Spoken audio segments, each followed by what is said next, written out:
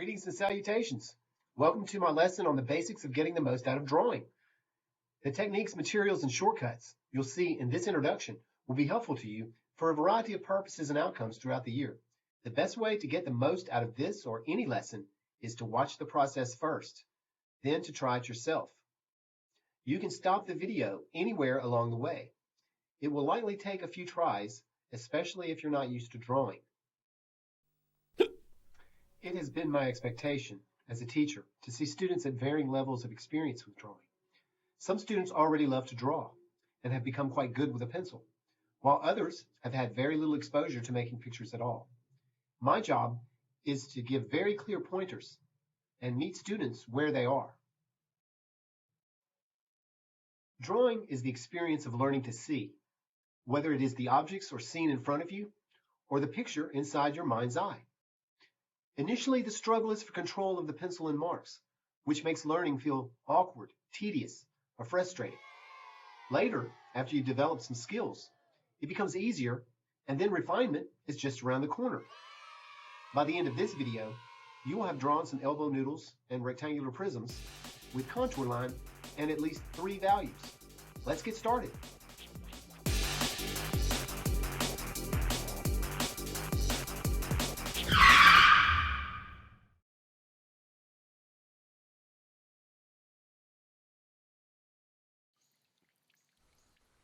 Line is the very first element of art, because without it, you cannot really draw a shape or depict a three-dimensional form. Draw a line down the right side of the paper and see if you can keep it consistently parallel to about a ½ inch from the edge all the way down to the bottom of the sheet.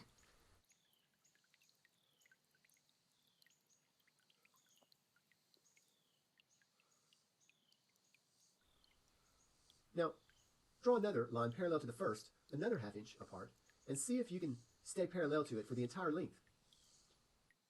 Tougher than it looks, hey? Now, finally draw a third line parallel to the first two. When we draw a line parallel to all 4 edges of the paper, we have a margin for our picture. It serves as a kind of frame and provides a neat appearance once the picture is done. Give it a shot on your drawing.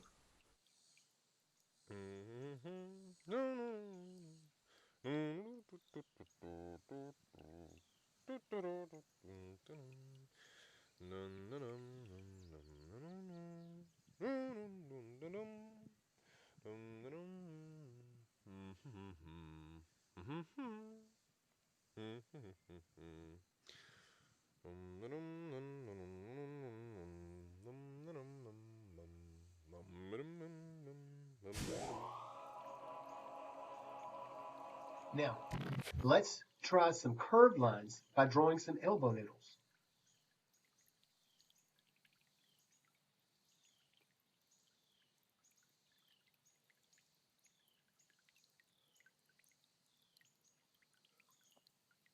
The second line is still parallel to the first.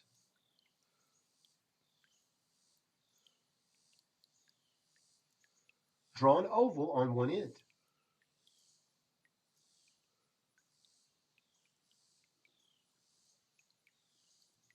And half an oval on the other.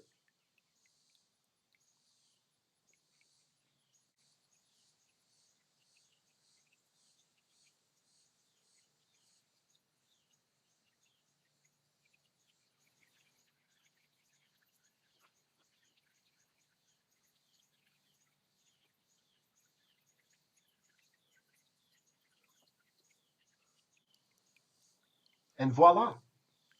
Let me demonstrate that again in slow motion.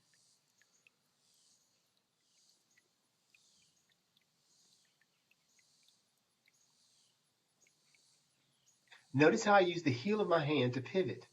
Also watch how that I practice the mark above the surface before finally touching down and drawing the line.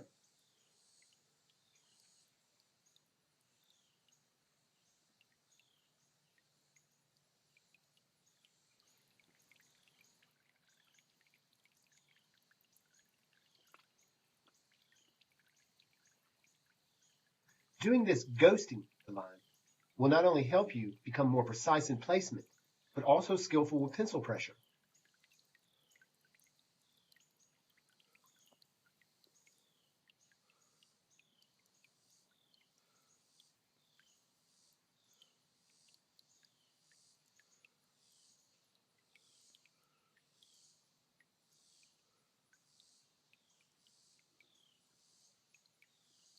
Try adding shade to your elbow noodles as demonstrated.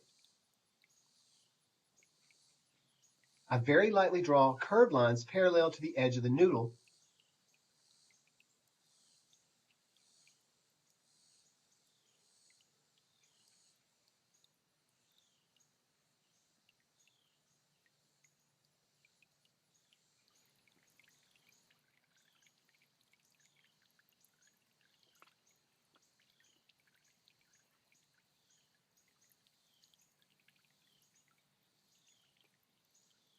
Then fill it with a medium value by using less pencil pressure.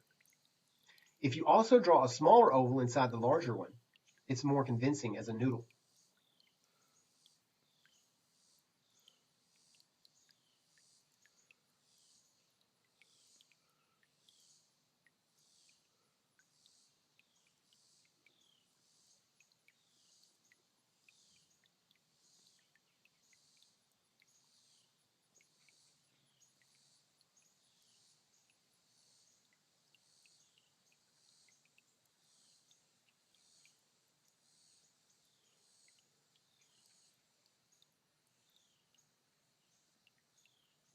Okay, now we are ready to try drawing our rectangular prism.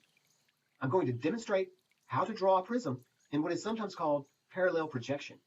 Parallel projection is just a way to depict three-dimensional forms using consistently parallel vertical and diagonal line directions.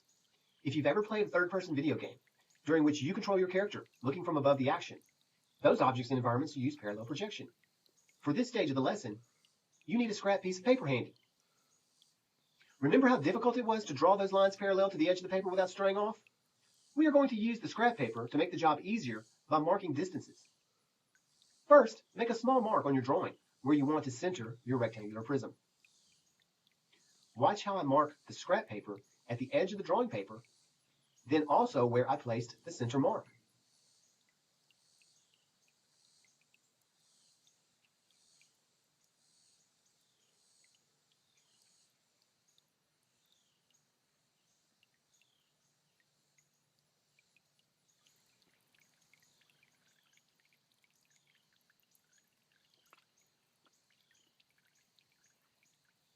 With that measured, I can now move the scrap up and down the edge of the drawing and faithfully mark the same distance along a vertical axis. Draw a line through these points, knowing it is parallel to the edge of the paper.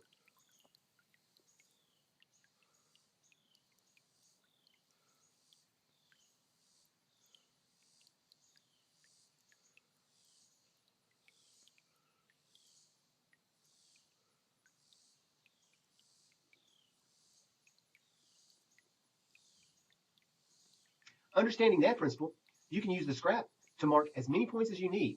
In this case, I need 3 vertical lines to draw a rectangular prism. So I'm going to repeat this process to draw 2 more lines on either side of the first.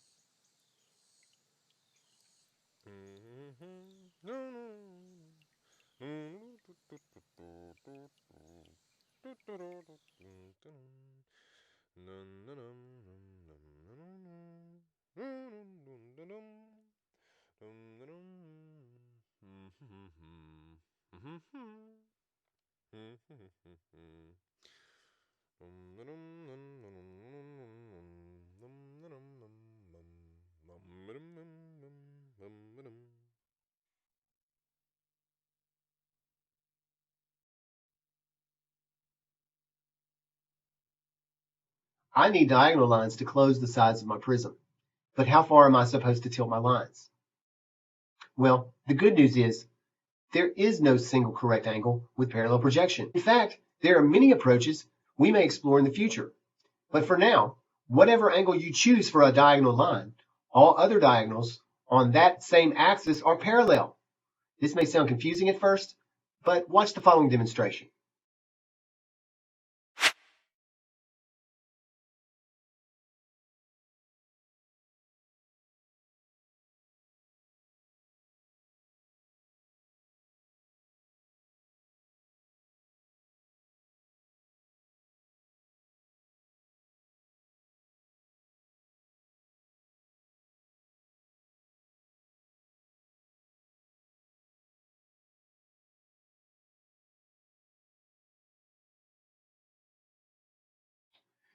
To match the angle of your 3 line directions, you can just choose the length of any vertical line.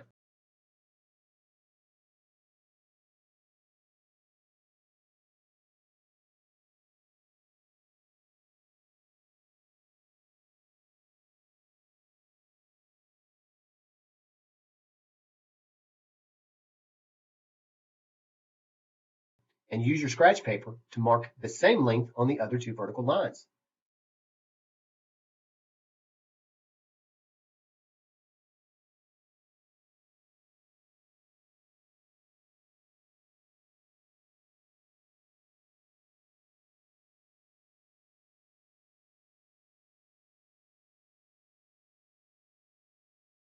Voila! When you mark the distance along the diagonal lines between the verticals, you can likewise faithfully match the angles to finish the top of your prism.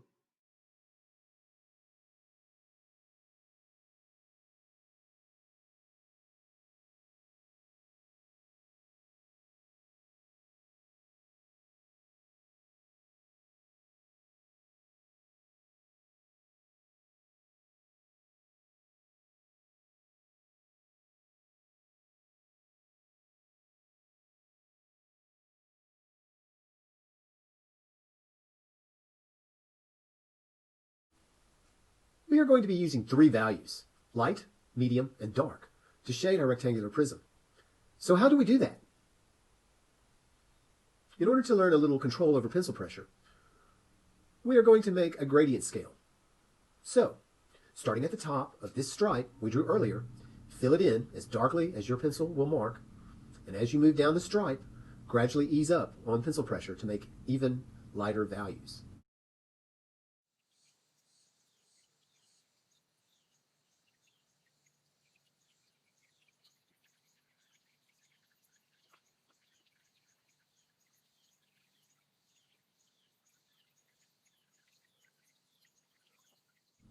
Once you've gotten as light as you can shade, leave a gap of white and make a gradient going in the other direction from light to dark.